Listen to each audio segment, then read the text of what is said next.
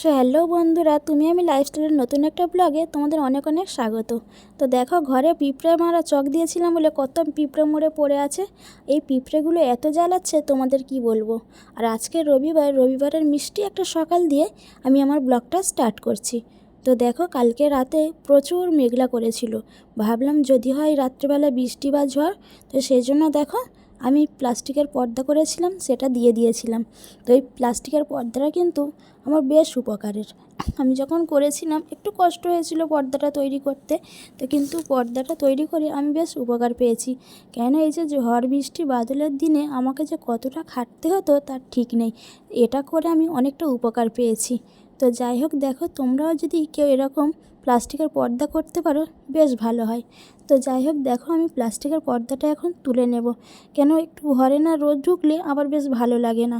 তো দেখো, জানালাটা আমি এখন খুলে ভালো করে ঘরটাকে ফ্রেশ করে নেব।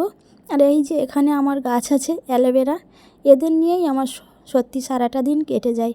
এখানে বলো ছাদে বলো, আমার ভীষণ গাছের শখ। পাখি, এগুলো দিয়ে আমার খুব ভালো লাগে। সারাটা দিন আমি এদের সঙ্গেই কাটাতে খুব পছন্দ করি। তো দেখো, গাছগুলোতে আমি এখন জল দিয়ে দিচ্ছি। আর যা গরম পড়েছে, একদিন যদি গাছে জল না দিই গাছগুলোর অবস্থাই খারাপ হয়ে যায়।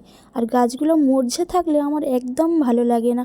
তো রোজ প্রথম কাজ হলো আমার এই যে গাছগুলোকে দেখাশোনা করা, তারপরে নিজে খাবো, তারপরে অন্য কোনো কাজ করব। তো যাই হোক গে, দেখো কথা বলতে বলতে গাছগুলোতে জল দিয়ে একটু এদের নাড়াচাড়া করছিলাম। আর আমার সত্যি কথা বলতে এদের ঘাটাঘাটি করতে আমার ভীষণ ভালো লাগে। আমার খাওয়ার কথাই মনে থাকে না এদের দেখলে। আমি অনেক গাছও কিনে নিয়েছি, সেগুলোও তোমাদের সঙ্গে শেয়ার করব না হয় একদিন। তো দেখো, তারপর আমি নিচে এসে নারকেল কুড়ছিলাম। তো আজকে রবিবার যেহেতু একটু ভালো মন্দ তো হতেই পারে, তাই না বলো।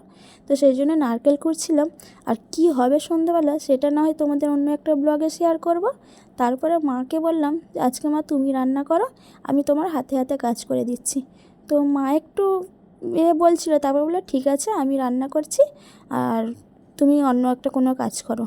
তারপরে মায়ের সঙ্গে একটু গল্প করছিলাম। তোমাদের দাদাভাইও বাজারে গিয়েছিল, চলে এসছে। তারপরে ওর সঙ্গে একটু খুঁটিনাটি ইয়ার্কি মারছিলাম, গল্প করছিলাম। আর ও ভীষণ পিছনে লাগে জানো তো, কথায় কথায় আমি তো রেগে যাই, তারপরেও আমাকে রাগ ভাঙানোর জন্য কত না কি করে। তো দেখো, এখন গল্প করতে করতে ভাতের থালাও সামনে চলে এসেছে।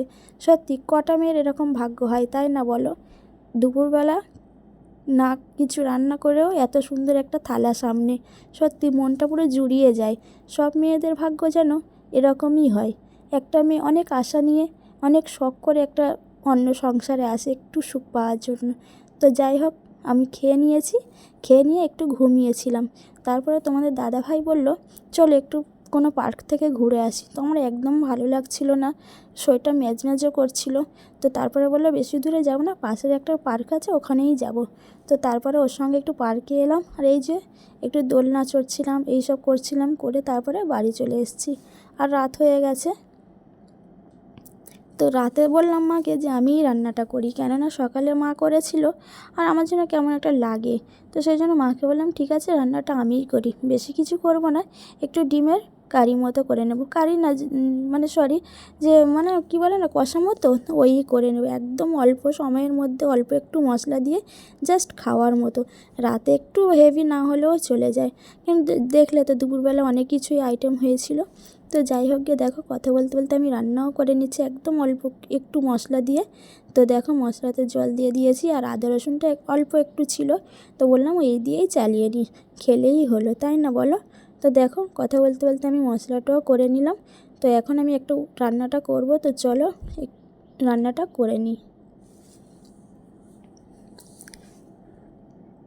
এখন টমেটোর বদলে সবাই কিন্তু সসটাই বেশি ব্যবহার করে, তাই না। আর এখানে যে মা রান্নাটা, ভাতটা বসিয়ে দিয়েছিল, আর আমি এখানে তরকারিটা করছিলাম। তরকারিটা করতে করতে একটা যা অবস্থা ঘটেছিল তোমাদের সঙ্গে শেয়ার করব অবশ্যই। তো চলো দেখাই কি ঘটনাটা। আমি তো ডিমের এরকম চাপ করছিলাম, করতে করতে একটা ডিম ফাটিয়েছিলাম। তারপরে ডিমের অবস্থাটা তোমরা নিজেরাই দেখো কি হয়েছে। আজকে আমার তো একটা বিপদ হতে হতে আমি বেঁচে গেছি। আর কথা বলতে বলতে এখানে আমার মশলাও পুরো কষানো হয়ে গেছে, হালকা মশলা দিয়ে খুবই অল্প সময়ের মধ্যে। রাতেরবেলা তো খুব একটু ভালো লাগে না এই উল্টোপাল্টা খাবার। তারপরে কথা বলতে বলতে আমি ডিমটাও ফাটিয়ে নিয়েছি, দেখো। আর যেই না ফাটিয়েছি ডিমটা, আমার তো পুরো অবস্থা খারাপ হয়ে গেছে পুরো, মানে চলো তোমাদেরই দেখাই, তোমরাই নিজেরাই চোখে দেখো কী অবস্থা ডিমটা। তো আমি তো পুরো বেঁচে গেছি, যা অবস্থা হয়েছিল। তারপরে মার কাছ থেকে আরেকটা ডিম নিয়ে চলে এলাম। ডিমটা পুরো পচা ছিল, আর যদি আমি কড়াইয়ে দিয়ে দিতাম তো আমার তো পুরো রান্নাটাই নষ্ট হয়ে যেত। এত কষ্ট করে যে রান্নাটা করলাম পুরো নষ্ট হয়ে যেত। তো সেই জন্য আমি বুদ্ধি করে আগে বাটিতে ঢেলে নিয়েছিলাম, তারপরে আমি কড়াইয়ে দিচ্ছিলাম।